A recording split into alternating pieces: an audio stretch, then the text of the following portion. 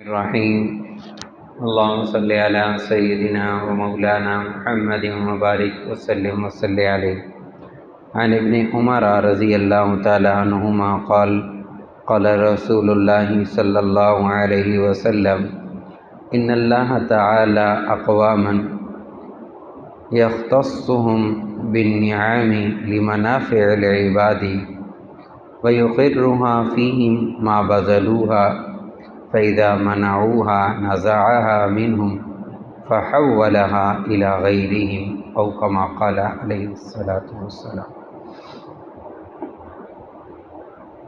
اس روایت کے اندر رسول اللہ صلی اللہ علیہ وسلم نے اللہ تعالیٰ کا ایک ضابطہ بیان کیا ہے جو اللہ تعالیٰ نے بندوں کو بتایا ہے۔ اب یہ بندے اس ضابطے کو سمجھ لیں تو پھر یہ وہ برکات وہ چیزیں دیکھتے رہیں گے، نہیں سمجھیں گے تو اس کا جو عکس آئے گا، متضاد آئے گا، وہ بھی وہ دیکھیں گے۔ حضرت عبداللہ ابن عمر رضی اللہ تعالیٰ عنہما سے روایت ہے، فرماتے ہیں کہ رسول اللہ صلی اللہ علیہ وسلم نے فرمایا ان اللہ تعالی اقواما یختصهم بالنعم لمنافع العباد۔ اللہ تعالیٰ خاص بندوں کو کچھ نعمتیں دیتے ہیں۔ اللہ تعالیٰ اپنے خاص بندوں میں سے کوئی انعام عطا کرتے ہیں، ان پر اپنی نعمتیں دیتے ہیں۔ کیوں؟ رسول اللہ صلی اللہ علیہ وسلم نے فرمایا صرف اس وجہ سے ان کو نعمتیں دیتے ہیں لمنافع العباد، تاکہ وہ اور لوگوں کو نفع پہنچائیں۔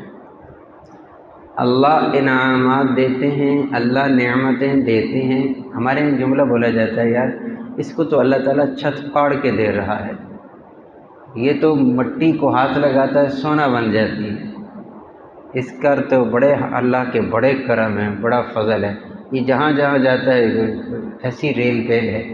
تو یہ ہے وہ کیوں دیتے ہیں اللہ تعالیٰ انعام کیوں دیتے ہیں؟ لمنافع العباد، تاکہ یہ بندوں کو نفع پہنچائے۔ اب ضابطہ کیا ہے؟ ضابطہ یہ ہے وَيُقِرُّهَا فِيهِمْ مَا بَذَلُوهَا، اور یہ نعمتیں اللہ تعالیٰ اس بندے پر دیتے رہتے ہیں جب تک یہ لوگوں پر خرچ کرتا رہتا ہے، لوگوں کو فائدہ پہنچاتا رہتا ہے، یہ لوگوں کو فائدہ پہنچاتا رہتا ہے، اللہ کی طرف سے وہ نعمتیں اسے ملتی رہتی ہیں۔ پھر آپ نے فرمایا فَإِذَا مَنَعُوهَا نزعها، جب یہ لوگوں کو فائدہ پہنچانا روک دیتا ہے تو اللہ بھی وہ نعمتیں دینا روک لیتے ہیں۔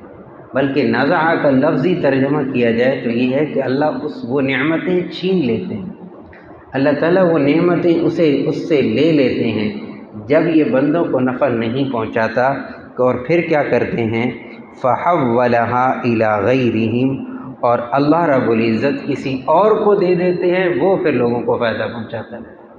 یہ ضابطہ اللہ تعالیٰ ہے۔ تو اللہ تعالیٰ کی طرف سے کوئی بھی نعمت انسان کو حاصل ہو جائے تو اس نعمت پر ایک تو اللہ کا شکر ادا کرنا چاہیے۔ یہ کیا فرمایا؟ جو بندہ اللہ کی نعمتوں کا شکر کرے گا اللہ اس کو زیادہ کریں گے، اور جہاں ممکن ہو، جہاں تک ہو سکے پر معلوم ہو کہ انسان کی ذات کی وجہ سے کسی کو فائدہ حاصل ہو رہا ہے تو اس سے پیچھے نہیں ہٹنا چاہیے۔ حدیث میں فرمایا خیر الناس، لوگوں میں سے سب سے بہتر کون ہے؟ من ينفع الناس، جو لوگوں کو نفع پہنچاتا ہے۔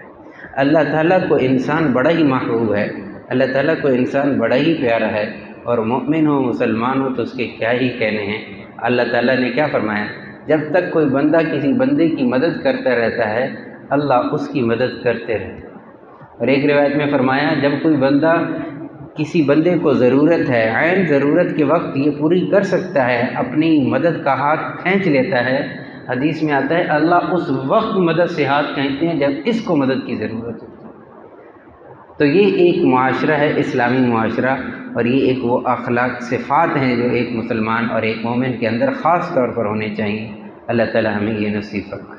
سبحان اللہ وبحمدہ، سبحانک اللہم وبحمدک، نشہد ان لا الہ الا انت، نستغفرک ونتوب الیک۔